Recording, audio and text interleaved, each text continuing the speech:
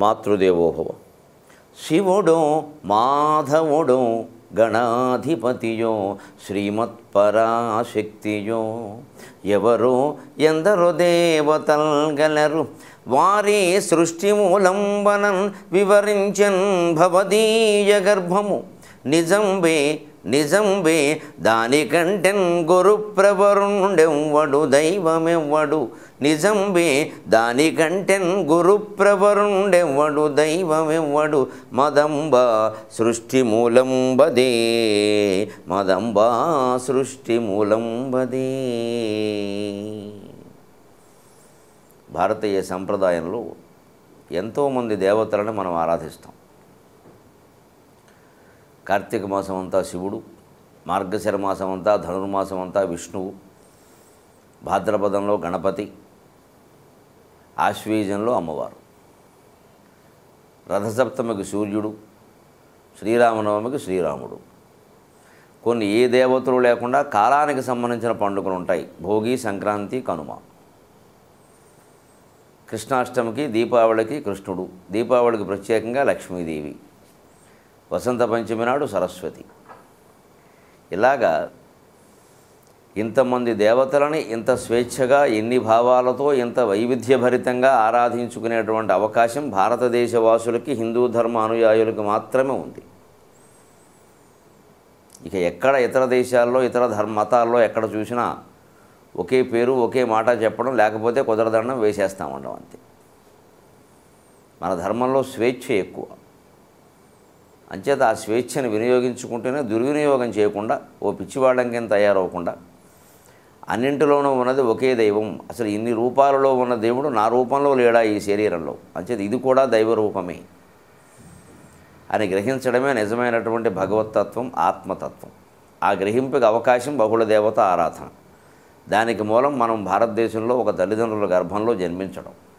అందుకని ఆ తల్లిదండ్రులకు నమస్కారం చేస్తూ, అమ్మ ఈ ఇంతమంది దేవతలు ఉన్నారని, సృష్టి ఇలా జరుగుతుందని తెలుసుకోవడానికి అవకాశం ఇచ్చినటువంటి జన్మ, ఆ జన్మకు మూలమైన నీ గర్భమే నాకు మొదటి దైవం అమ్మ, ఆ దైవానికి గురువు నమస్కారం చేస్తున్నానంటూ తెలుగు వన్ టీవీ ప్రేక్షక మహాశయులందరికీ సాహిత్యంలో హాస్యం అనే కార్యక్రమంలో 161వ భాగానికి స్వాగతం పలుకుతున్నాం.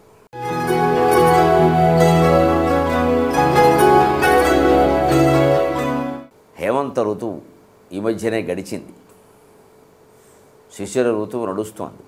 సరే, ఇక ఉగాది. హేమంతం యొక్క ప్రత్యేకతల్ని ఒక కవి సంస్కృతంలో శబ్ద చమత్కారంతో చెప్పాడు. అసలు హేమంత ఋతువు గొప్ప అవకాశం ఇస్తుంది, మనిషికి ఒక అనుభూతి ఇస్తుంది. ఇంతసేపు చలిస్తుంది, మంచు కురుస్తోంది, తుమ్ము పట్టింది, దగ్గు రొంప పట్టింది, తుమ్ములు వచ్చాయి, ఎప్పుడు ఏదో ఒకటి వస్తాయి, ఏమీ రాకుండా ఎలా ఉంటుంది శరీరం అన్నాక. ఎన్నో ఆనుకూల్యాలు కూడా ఉంటాయి, ప్రాతికూల్యాలతో పాటు వ్యతిరేకతలే ఉండవు. ఎంతసేపు అనుకూల పరిస్థితులు కూడా చాలా ఉంటాయి. వాటిని తీసుకుని మనం ఎప్పుడూ నవ్వుతూ తుళ్ళుతూ ఆనందంగా ఉండాలి, కానీ ప్రతిదానికి కంగారు పడిపోకూడదు. అయితే హేమంతంలో ఉండే గొప్పతనాలు చెబుతున్నాడు.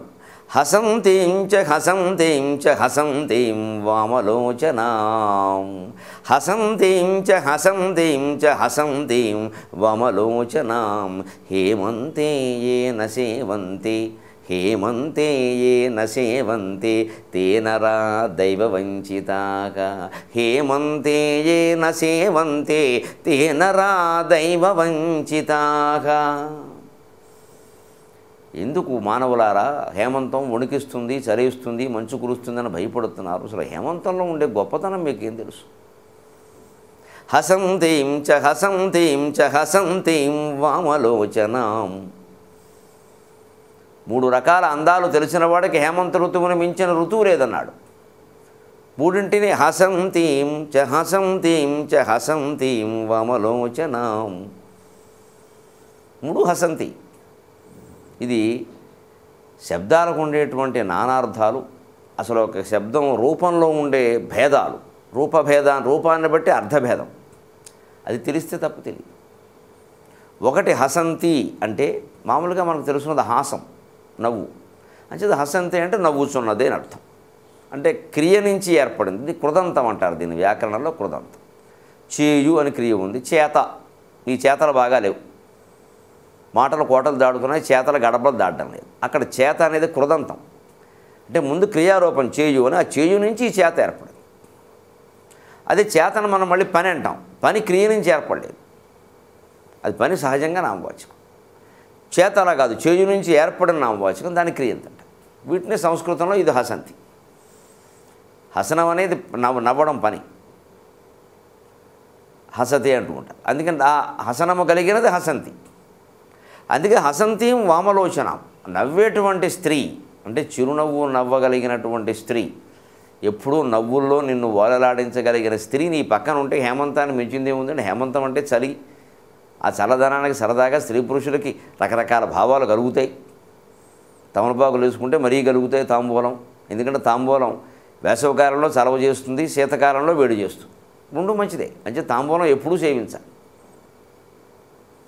కూపోదకం వటఛాయ తాంబూలం తరుణీస్థానం అన్నారు. బావి నీళ్లు ఒకటి, మర్రి చెట్టు నీడ ఒకటి, తాంబూలం ఒకటి, తరుణీస్థానం ఒకటి, కాలభేదం లేకుండా సేవింపదగినవి అన్నారు. ఇవన్నీ కూడా శీతకాలంలో హాయిగా వెచ్చగా ఉంటాయి, వేసవకాలంలో చల్లగా ఉంటాయి. అందుకని ఎప్పుడు అంటే సృష్టిలో మనకు భగవంతుడు ఏ కాలంలోనైనా బాగుండేవి కొన్ని ఇచ్చాడు కదండి. మీరు నూతి నీళ్లు పోసుకోండి, బోరింగ్ కూడా ఇవాళ బోర్ వచ్చాక కూడా వేసవకాలంలో తెల్లారగట్ట 4 మీరు నీళ్లు పోసుకుంటే ఆ బోరింగ్ నీళ్లు ఆ వెచ్చగా ఉంటాయి, పొద్దుక్కిన కొద్దీ వేడెక్కుతాయి. నూతి లోపల నీళ్ళు కదా, భూగర్భంలో వాతావరణం ఎప్పుడు భూమిపైన దానికి భిన్నంగా ఉంటుంది. అదే చలికాలంలో మీరు ఆ నూతి నీళ్ళే లేదా ఇప్పుడు బోరింగ్ నీళ్ళే పోసుకుంటే ఈ హ్యాండ్ బోర్ కొట్టుకోవాలి, ఈ మోటార్లు నీళ్లు కాదు, మళ్ళీ పైకి వెళ్ళి కిందకు వచ్చేసరికి మారిపోతాయని. నువ్వు చేత్తో కొట్టుకుని పోసుకుంటే చలికాలం అయితే వెచ్చగా ఉంటాయి, వేసవకాలం పోసుకున్నావు అనుకో తెల్లారగట్ట 5 చల్లగా ఉంటాయి. అంటే నీకు చలి వేడి, మళ్ళీ దీనికి కరెంటు స్విచ్ మోటారు ప్రభుత్వం వాళ్ళు పెంచేసేయడం, ఏప్రిల్ 1 నుంచి ఏమైంది అందరం ఫూల్స్ అయ్యాం, శుభ్రంగా పెంచి పారేసారు. ఇంక నీకు నూతి నీళ్ళు పోసుకునేవాడికి గొడవ లేదు కదా. అంచేత మళ్ళీ మనం పల్లెటూరు వాతావరణానికి వెళ్ళిపోయి ఎకరం దొడ్డి ఎకరం ఇల్లు ఉండి వ్యవసాయాలు చేసుకునే పరిస్థితి వస్తే తప్ప ప్రపంచం బాగుపడదు. అందరూ హైదరాబాదులో ఉన్నంతకాలం బుగ్గైపోవడం ఖాయం, అగ్గైపోవడం ఖాయం. ఇక దీనికి బాధపడే ఉపయోగం మనమే తెచ్చి పెట్టుకున్నాం. దీనికి ఆశలు ఆశలు ఆశలు, అందరికీ ఇంజనీరింగ్లు, అందరికీ మెడిసిన్లు, అందరికీ సాఫ్ట్వేర్లు, దీనికి అందరికీ హైదరాబాద్ కేంద్రం. ముఖ్యంగా మెడిసిన్ ఇంజనీరింగ్ అయినా వేరే చోట్ల ఉన్న సాఫ్ట్వేర్ అంటే ఇంకా హైదరాబాదే, ఇంకెక్కడా లేనట్టే అసలు. అందరూ వచ్చి పడ్డారు. ఇవాళ ఇక్కడ జనం రద్దీ, ట్రాఫిక్ రద్దీ, ఆ పైన పెట్రోల్ దొరకదు, మంచినీళ్ళు దొరకవు, ఏమీ దొరకవు. అంచేత మళ్ళీ పల్లెటూళ్ళకి వెళ్ళవలసింది. అలా వెడితే హసంతీం వామలోచనాం, నవ్వేటువంటి చెలికెత్తి. చెలికెత్తి అంటే మరోలా అనుకోకండి, భార్య అనే అర్థం. అందుకని నీ పక్కన ఉంటే హేమంతం అయితే ఏముంది. ఇంకోటి మరి హసంతి బాగానే ఉంది, హసంతీం చ హసంతీం చ హసంతీం వామలోచనాం. ఈ 3 హసంతీలు ఏమిటంటే, హసంతి అంటే కుంపటి అని అర్థం ఉంది, చాలామందికి తెలియదు. అయితే మరి చలికాలంలో మంచి మంచు కురిచి హేమంతంలో మంచి వెచ్చటి కుంపటం ఉంటే కావాల్సిందే ఉందండి. ఇంకా ఆ కుంపట ఒకటి. హసంతి సరిగ్గా మల్లె పువ్వులు కూడా ఇంచుమించు ఆ హేమంత ఋతువు నుంచే మొదలవుతాయి మల్లె మొగ్గలు వికసించడం. అవి సరే చైత్రమాసం ఉగాది నాటికి, వైశాఖాల నాటికి, వేసవికాలం నాటికి మంచి ఇంకా విజృంభిస్తాయి. కానీ వాటి వికాసం ఆ హేమంతంలో మొదలవుతుంది. అంచేత ఒక హసంతి అంటే మల్లెపువ్వు, నిజంగానే మల్లెపువ్వు విచ్చుకుంటే నవ్వుతున్న అమ్మాయిలో ఉంటుంది. అందుకని విచ్చుకుంటున్న మల్లెపువ్వు హసంతి, మంచి రగులుకుంటున్న కుంపటి హసంతి.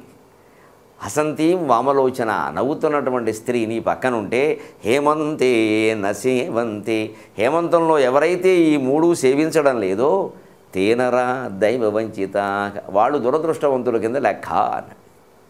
అంటే ప్రకృతిలో ఎప్పుడు ఇది గ్రీష్మ ఋతువు, ఎండలు మండిపోతున్నాయి, వసంత ఋతువు ఏమిటో కోకిలలు వినపడేవి మా చిన్నతనంలో, ఇప్పుడు వినపడ్డారు. నువ్వు కూస్తున్నావు, నాకు కూడే మానేసి, ఏమిటి ప్రమాదం ఇప్పుడు?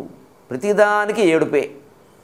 ఎంతసేపు మా చిన్నతనం మా చిన్నతనం మా చిన్నతనం. చాలామంది మాటల్లోనండి మా చిన్నతనంలో ఎంత బాగుండేదో, చిన్నతనంలో వెళ్ళిపో చూద్దాం, వెళ్ళరండి. ఆ చిన్నతనంలో కూడా విచిత్రం, వీళ్ళు నవ్వుతున్నారు, వీళ్ళ పెద్దవాళ్ళు ఏడుస్తూనే ఉన్నారు. వాళ్ళు ఏం చేశారు, మా చిన్నతనం వాళ్ళకి చిన్నతనం. అంటే ఎప్పుడు బాగుంది సృష్టి? శ్రీ మహావిష్ణువు బొడ్లోంచి తామరపు వచ్చినప్పుడు బాగుందన్నమాట. అంతేగా మరి సృష్టికి మూలం ఇంకెప్పుడు బాగుండలేదా? మనకు మన చిన్నతనం గుర్తొస్తుంది, మన తాతలకి వాళ్ళ చిన్నతనం గుర్తొస్తుంది. అంటే వాళ్ళు ఏమనుకుంటారు, మన చిన్నతనంలో మా చిన్నతనంలో మేము ఉన్నప్పుడు మా తల్లిదండ్రులు పెద్దలు వాళ్ళ చిన్నతనాన్ని గుర్తు చేసుకున్నాడు, మమ్మల్ని చెడిపోతున్నారు యువతరం అనేవారు. ఏం చెడిపోయామండి, మీకు ఇలా కనపడుతున్నాం మేము? ఏం చెడిపోయాం? ఇంతకంటే ఏం చెడిపోలేదు. ఇది వాళ్ళకి చెడిపోవడం కింద కనపడింది. ఎందుకంటే అసలు వాళ్ళ కాలంలో ఈ బయటికి రావడం, ఈ కార్యక్రమాల్లో పాల్గొనడమే తప్పు. అంతే, వాళ్ళ కాలంలో టీవీలు లేవు, రేడియో తప్పితే ఏం లేదు. టీవీ ఏమిటో షూటింగ్ ఉంటాయి, పెదాలకు రంగులు వేసుకుంటారు, ముఖాలకు రంగులు, దరిద్రం కూడాను అనేవారు. ఇవాళేమో మేము రంగులు వేసుకుంటే మీరు దండాలు పెడుతున్నారు. ఇది ఏమంటారు, మనుషుల ఆలోచనల్లో మార్పులు ఇవి. చెడిపోవడానికి ఒక లెక్క ఏమిటి? ఇప్పుడు మనకేమనిపిస్తుంది, రంగేసుకోవచ్చు పర్వాలేదు, టీవీలకు వెళ్ళొచ్చు, సినిమాలకు వెళ్ళొచ్చు, కానీ ఏదో శీలం ఒకటి మరీ వ్యవస్థలుగా ఉండకుండా ఉంటే చాలు, అర్ధనగ్నం అని మారెట్టు. అర్ధనగ్నంగా ఉండేవాళ్ళు ఏమంటారు, రేపు పొద్దున వాళ్ళకి అమ్మాయిలు పుట్టాక అర్ధనగ్నం పర్వాలేదు, మరి ముప్పావు నగ్నం అయితే అలాగా? ఈ నగ్నానికి కొలతలు ఎక్కడండి? అర్ధనగ్నం, ముప్పావు నగ్నం, 80% నగ్నం, 90% నగ్నం ఉంటాయా? అసలు ఈ బుద్ధి రావడమే పొరపాటు. దీనికి మూలం ఏమిటి? మనకి ప్రదర్శించాలనే ఆకాంక్ష పెరిగింది. ఆ ఆకాంక్ష ఏమిటో, దాని ఫలితం ఏమిటో ఒక్కసారి కృష్ణమూర్తి గారు చెప్పినట్టుగా అవగాహన చేసుకుంటే ఇక ప్రదర్శించడం మానేస్తాం. అంతే, ఏదైనా అంతే. అంటే ఎప్పుడూ ప్రకృతి నీకు అనుకూలము కాదు, వ్యతిరేకము కాదు, నీకు సుఖప్రదము కాదు, దుఃఖప్రదము కాదు, అది నువ్వు తీసుకునే విధానాన్ని బట్టి ఉంటుంది. అంటే ఎందుకయ్యా చలంటే వణికిపోతున్నావు ఊరికే అనవసరంగాను? హసంతీం మంచి బొగ్గుల కుంపటి, హసంతీం మంచి మల్లెపూలు, హసంతీం వామలోచన నవ్వుతున్నటువంటి భార్య నీ పక్కనుంటే హేమంతాన్ని మించిన ఋతువు ఉందా? ఏమంటే అంత అందమైన భార్య, అందం ముఖ్యం కాదండి, నవ్వుతున్న భార్య. గమనించండి ఆ విశేషణం. అందం ముఖ్యం కాదు, నవ్వుతున్న భార్య. ఏడు మొహం వేసుకుంటే ఎర్రగా ఉంటే ఎవరికి కావాలి? ఇంకా చెడుపు ఎక్కువ అవుతుంది. నువ్వు ఎర్రగా ఉన్నావా, నల్లగా ఉన్నావా, ఆకుపచ్చగా ఉన్నావా అన్నది ముఖ్యం కాదు, నవ్వేవా లేదా ముఖ్యం. నవ్వేవాళ్ళు ఎవరైనా అందంగానే ఉంటారు. భార్యాభర్తల మధ్యలో చిరునవ్వులు లేనప్పుడు వాళ్ళు ఎర్రగా ఉండడం వల్ల, లక్షలు సంపాదించడం వల్ల ఉపయోగమే లేదు. వాళ్ళ ఆ పరిస్థితిలో ఉన్నప్పటికీ, నవ్వుతూ ఉన్నప్పటికీ, వేసవికాలం ఎంతైనా కొంచెం చెక్కగానే ఉండి చెమట, ఈ శృంగారపరమైన కోరికలు కలగవు ఎంతసేపు. చలికాలం కొంచెం కలుగుతాయి, కలిగినప్పుడే మరి వాళ్ళ దగ్గర ఉండాలి. లేదా పక్కదారి బట్టే అవకాశాలు ఉంటే మళ్ళీ అదో గొడవ, ఎందుకు వచ్చింది. అలాగే మల్లెపూలు నువ్వు అనుకున్నప్పుడు అలా రావు. ఇప్పుడు ఏదో ఈ హైబ్రిడ్లు అవి వచ్చి ఈ మామిడికాయలు సహా అన్నీ ఎప్పుడు పడితే అప్పుడు వచ్చేలా చేస్తున్నారు. రుచి ఎలా ఉందో అందరికీ తెలుసు. అవి ఊరగాయలు పెట్టుకునేవి కావు. ఎప్పుడు ఒక కాయ ఒక కాలంలో రావాలి, ఒక పని ఒక సమయంలో జరగాలి. పెళ్ళి అంటే ఒక వయస్సు ఉంది, అన్నిటికీ శోభనానికి ఒక వయస్సు ఉంది, జీవితానికి ప్రతి దానికి ఒక వయస్సు ఉంది. సుమారుగా ఇంచుమించు అలా వెళ్ళాలి. మరి యవ్వనంలో విపరీతమైన వైరాగ్యంతో మాట్లాడడం తప్పే. 20 ఏళ్ళు 25 ఏళ్ళ వాళ్ళు విపరీత వైరాగ్యాలు తెలిసి ఉండాలి, జ్ఞానం తెలిసి ఉండాలి. కానీ ఇంకా నాకు అదక్కలేదు ఎక్కలేదు గడ్డాలు పెంచి కూర్చోకూడదు. వాళ్ళు సరసంగా సరదాగా చలాకీగా నవ్వుతూ తుడుతూ ఉండాలి. లేదా ఆడవాళ్ళు ఇష్టపడరు వెళ్ళాలి. సరే, అలాగే ఒక 50 ఏళ్ళు 60 ఏళ్ళు ఇంకా నేను తుళ్ళుతా, ఇంక తుళ్ళక్కలే, తుళ్ళింది చాలు, ఇప్పటికే దున్నవి చాలాను, అందుకే కొంచెం తగ్గించుకో. అలాగని మరి ఇంకా ముసలాళ్ళలో ఉండమని కాదక తగ్గించుకోవాలి. ఎందుకంటే క్రమంగా శరీరాన్ని వదిలిపెట్టాలి మనం. అంతకంటే ఈ నేను నేను అని అనుకుంటున్న ఈ శరీరాన్ని వదిలిపెట్టాలి అంటే ముందు శరీరం మీద ఉన్నటువంటి ఆభరణాలు ఆర్భాటాలు ఇవి కొంచెం వదలకపోతే ఎలాగండి? క్రమంగా అందుకే కాశీలో ఏదైనా వదిలిపెట్టామని మనకు ఆచారం పెట్టి బాగా ఇష్టమైనది వదిలిపెట్టామని. వెనకటికి ఒకటి కాశీ వెళ్ళాడు, ఏం వదిలిపెట్టామని చేసిన అప్పులన్నీ అక్కడ వదిలేసాను అన్నట్టు. ఎవడు తీరుతాడు? తిరిగిపోయినవాడు పాపం చేసిన అప్పులన్నీ వదిలేసేట. అలా వదలకూడదు. నీకు బాగా గోంగూర పచ్చట్లో ఉల్లిపాయ లేకపోతే నేను ఉండలేను, అసలు దేంట్లో కూడా ఉల్లిపాయ లేకపోతే నేను తినలేను అన్న పరిస్థితున్నవాడు ఉంటాడే తీవ్రవాది. ఉల్లి తీవ్రవాది, ఉగ్రవాది కాదు, ఉల్లివాది. వాడు ఆ ఉల్లిపాయ వదిలేరు కాశీలో. ఇక మళ్ళీ ఉల్లిపాయ తినద్దు అంతే. ఎందుకుంటలో తెలిసిపోతుంది నీకు. ఒక్క 21 రోజులు కొంచెం కష్టంగా ఉంటుంది, తర్వాత అలవాటు పడిపోతుంది అంతే.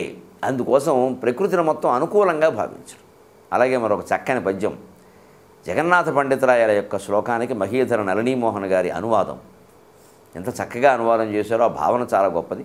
ఇవాళ ఆడపిల్లలకి ముఖ్యంగా యువతులకి చాలా బాగా ఉపయోగిస్తుంది. యువతి అనగానే మనకు ఎంతసేపు అందం అందం అందం, అసలు ఆడది అనగానే అందం. ఈ అందం కంటే వేరే కోణంలో కూడా అమ్మాయిలను చూడడం మనం అలవాటు చేసుకో. అందుకే పండితురాయలు ఎప్పుడో 15వ శతాబ్దంలోనే ఒక మాట చెబుతున్నాడు. చక్కనైన రూపు సంశీల్యగరిమంబు మటకారితనము మంచి వాక్కు. చక్కనైన రూపు సంశీల్యగరిమంబు మటకారితనము మంచి వాక్కు. ఎన్నియున్ననేమి రామచిలుకకు, ఎన్నియున్ననేమి రామచిలుకకు, గండు పెళ్ళి ముందు దండుగయ్యే. పిల్లులు పక్షులను తింటాయి. పిల్లికి ఆహారం పక్షి, ఎలకొకటే కాదు, అస్తమానం ఎలకల మీద ఆధారపడితే మరి ఎలకలు దొరకవు. దానికి శాకాహారం మాంసాహారంలాగా మాంసాహారాన్ని మళ్ళీ తేడాలన్నా. ఒకసారి ఓ సీజన్లో ఓ ఋతువులో ఎలకలు తింటుంది, ఓ ఋతువులో పక్షులను తింటుంది పిల్లులు. నెమ్మదిగా, అందుకే పిల్లి చెట్టు ఎక్కినట్టు అంటారు. పిల్లి చెట్టు ఎక్కుతుంది, అసలు ఇలా ఇలా నెమ్మదిగా ఎక్కుతుంది, చెట్టుకు కూడా తెలియదు ఎక్కుతున్నట్టు. ఎక్కేసి అక్కడెక్కడో పిట్ట అటు ఇటు చూస్తుంటే దాన్ని పట్టేస్తుంది.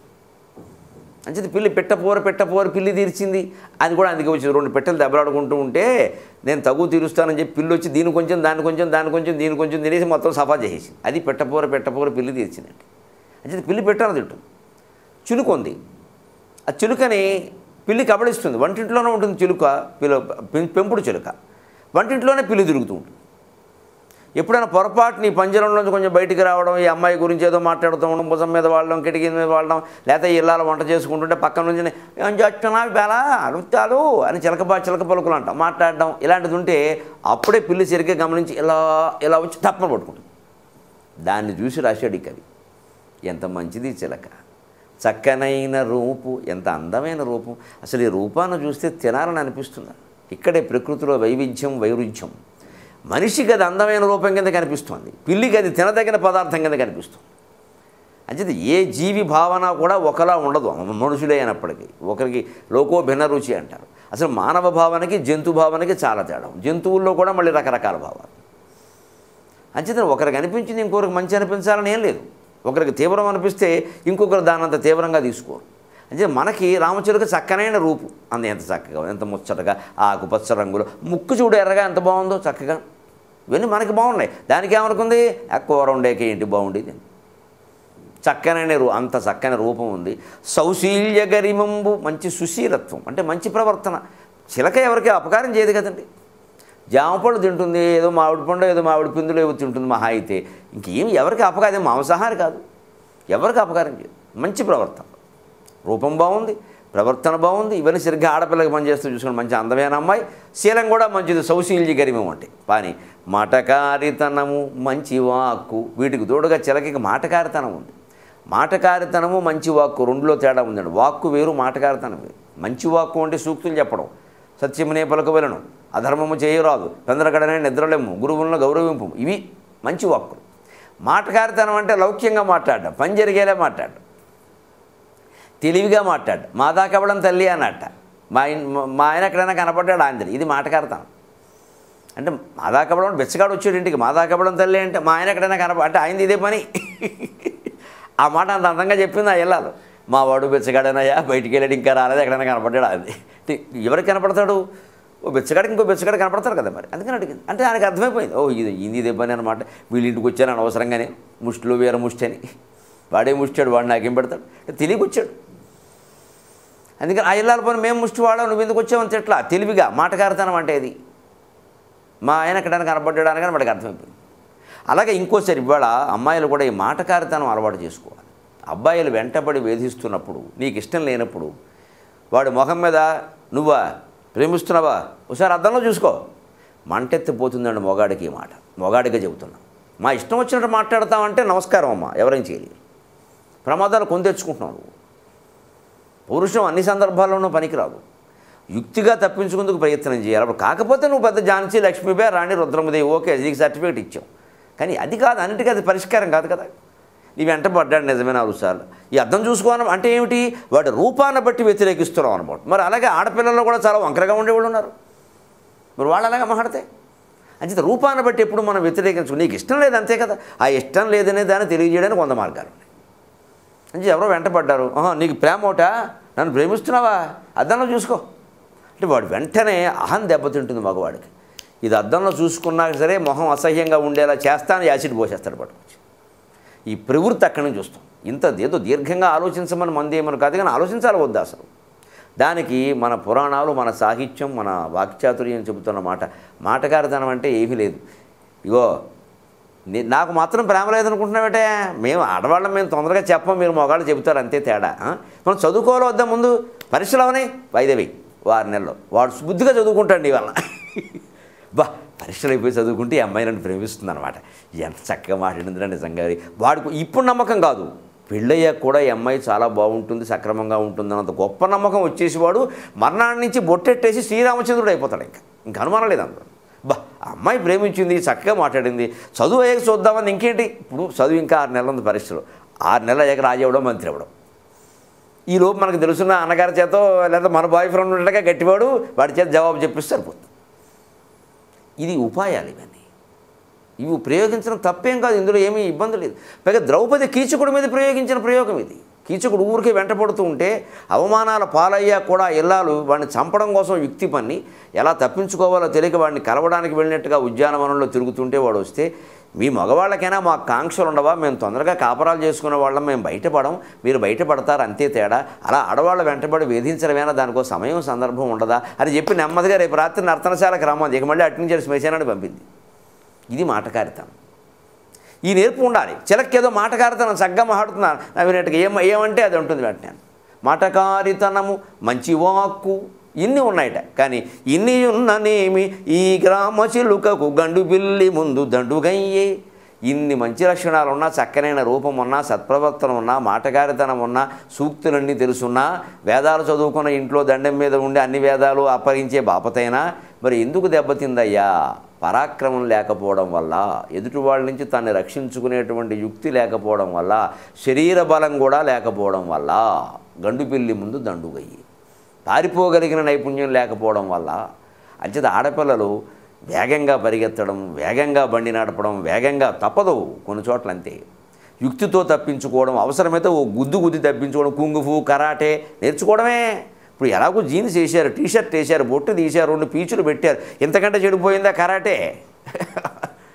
ఎలాగో ఇంత చేసిన వాళ్ళం అది చేయడమే అని చెప్పి శుభ్రంగా నీకు నాకు తేడా ఏమంటారు, ఒక్క తన్ను తంతాను ఆయువు పట్టు అంటారు. ఇక చెప్పకూడదు, కానీ దెబ్బకు లేవడం ఇంకెవడం, మొగాలేదు ఏమీ లేదు, ఇంక అయిపోయినట్టే.